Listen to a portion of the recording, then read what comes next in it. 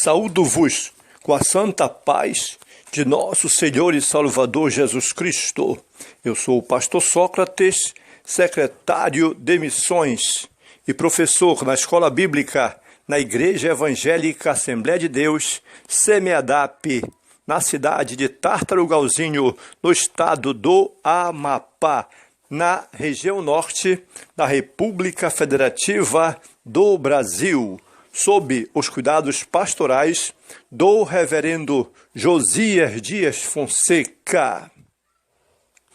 Lição de número 2, para a classe jovem. E todos foram cheios do Espírito Santo. Lemos em Atos dos Apóstolos, capítulo 2 e versículo 4. E todos foram cheios do Espírito Santo e começaram a falar em outras línguas, conforme o Espírito Santo lhes concedia que falassem. Conforme havia prometido nosso Senhor e Salvador Jesus Cristo, no dia de Pentecostes, o Espírito Santo veio, todos foram cheios do Espírito Santo e começaram a falar em outras línguas. O próprio Jesus havia prometido e no dia de Pentecostes se cumpriu o derramamento sobre aqueles que aguardavam a promessa do Pai. Este evento foi a confirmação de que os discípulos seriam cheios de poder para poderem testificar com ousadia e impactar seus ouvintes acerca do que conheciam. Alguns sinais foram experimentados apenas naquele dia, como o som semelhante a um vento impetuoso e as línguas partidas como que de fogo sobre a cabeça deles, mas a promessa da vinda do Espírito Santo como revestimento de poder com o falar em línguas estranhas continua real em nossos dias.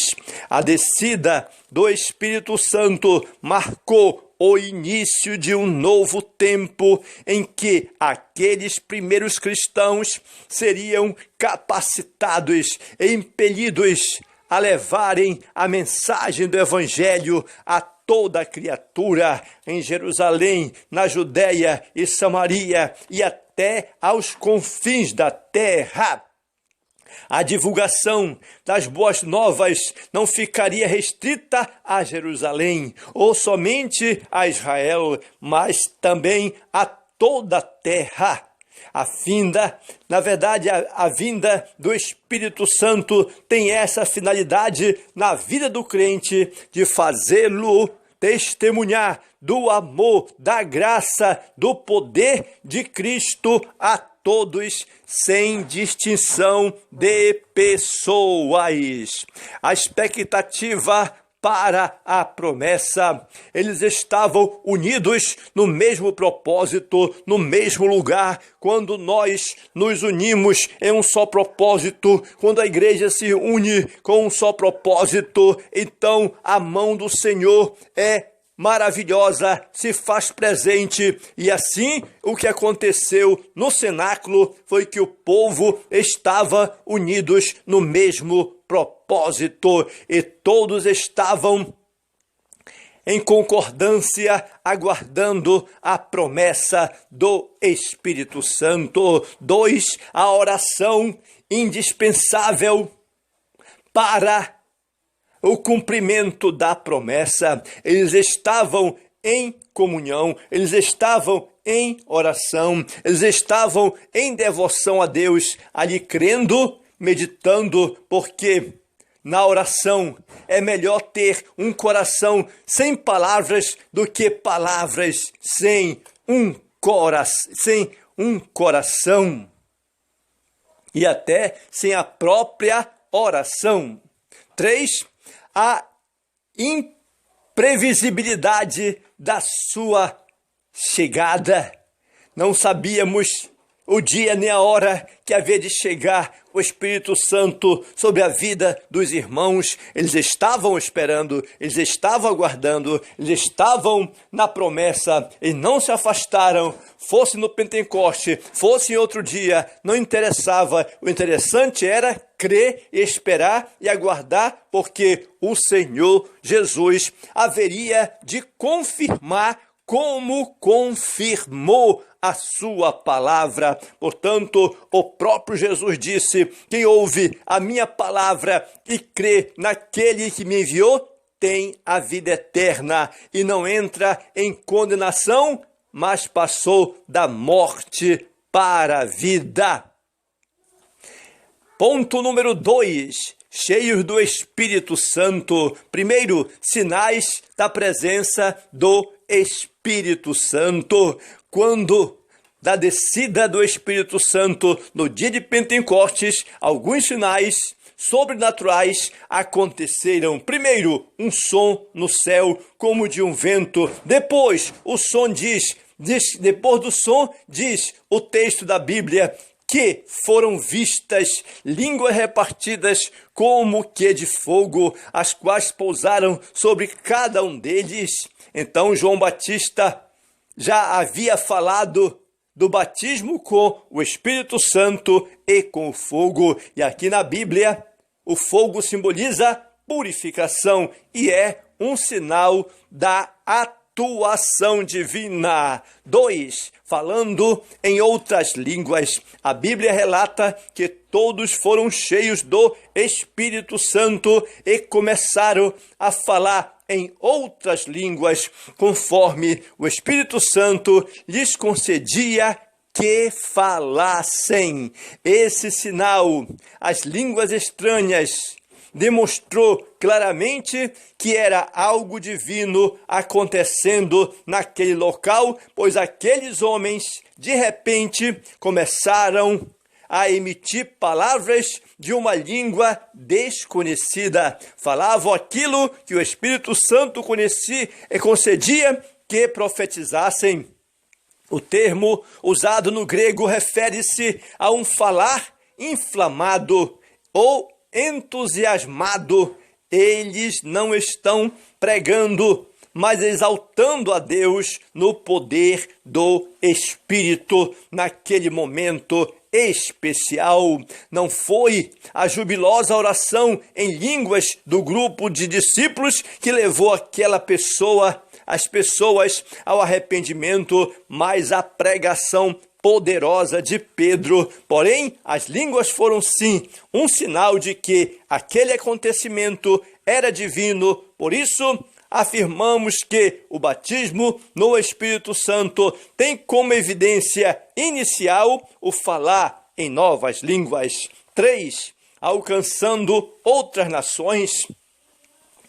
Interessante perceber que havia naquele dia pessoas de muitas nações, em torno de 15 regiões do vasto Império Romano, e eles entenderam o que fora dito em suas línguas maternas. Aquele episódio marcou o começo da igreja cristã e o início de uma obra multilingue de âmbito internacional que continua até os nossos dias. Mais tarde, Pedro, cheio do Espírito Santo, profere um sermão poderoso que atinge o coração daqueles homens e, ao final, quase 3.000 pessoas creram e foram batizados. Logo, a palavra eficaz, a palavra na direção de Deus, alcança o seu objetivo. 3. Ponto de número 3. O propósito do Espírito Santo. Primeiro, toda pessoa nascida de novo tem o Espírito Santo. Logo, você e eu já recebemos o Espírito Santo no dia em que aceitamos a Jesus como Salvador. Toda pessoa que aceita Cristo Jesus como seu único e suficiente Salvador passa a ser templo, morada do Espírito Santo. É o que o Espírito Santo que nos dá a certeza de que somos filhos de Deus pelo amor que nos foi derramado. Não existe a possibilidade de ser um crente sem ser a morada do Espírito Santo. Segundo Tiago, aqui no capítulo 4, versículo 5, ele nos diz que o Espírito Santo tem ciúme daqueles em quem habita. 2. O batismo com o Espírito Santo como revestimento de poder. No Evangelho de Lucas, Jesus afirma aos seus discípulos que eles receberiam a promessa do Pai e seriam revestidos de poder. Esse poder os ajudaria a cumprir a missão de pregar a palavra de Deus a todas as nações sem a presença visível de Cristo, mas com a presença invisível do Espírito Santo.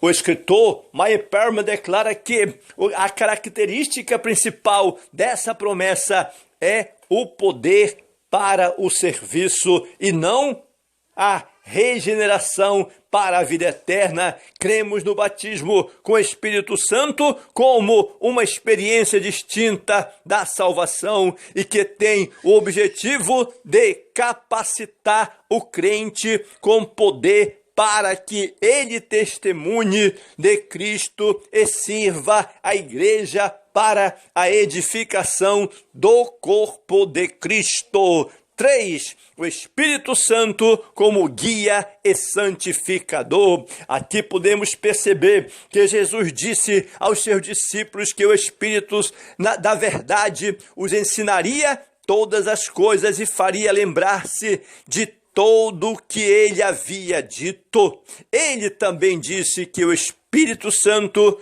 os guiaria em toda a verdade.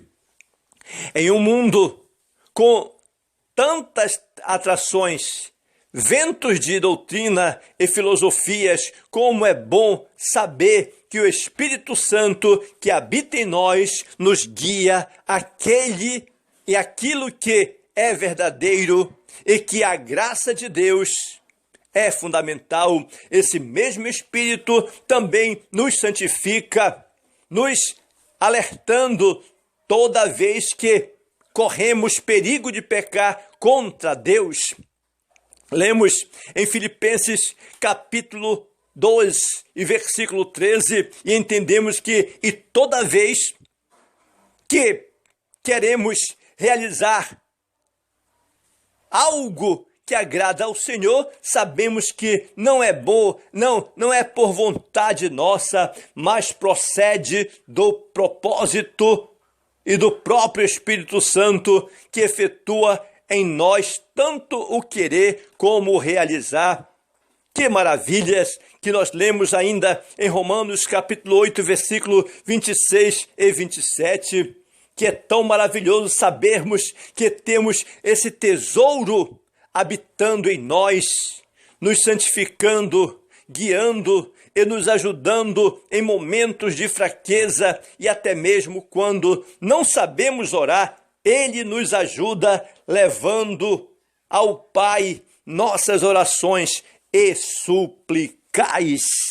O Espírito Santo desceu para cumprir a promessa de que seriam cheios do poder para testemunhar por toda a terra. Essa promessa ainda é válida para a igreja hoje, pois Deus deseja encher e capacitar seus filhos para que cumpram a grande missão do Senhor Jesus Cristo e venham a compor também esta grande comissão preparada. Jesus Cristo é o único Salvador do mundo. Inscreva-se no meu canal e você será ricamente abençoado em nome de Jesus.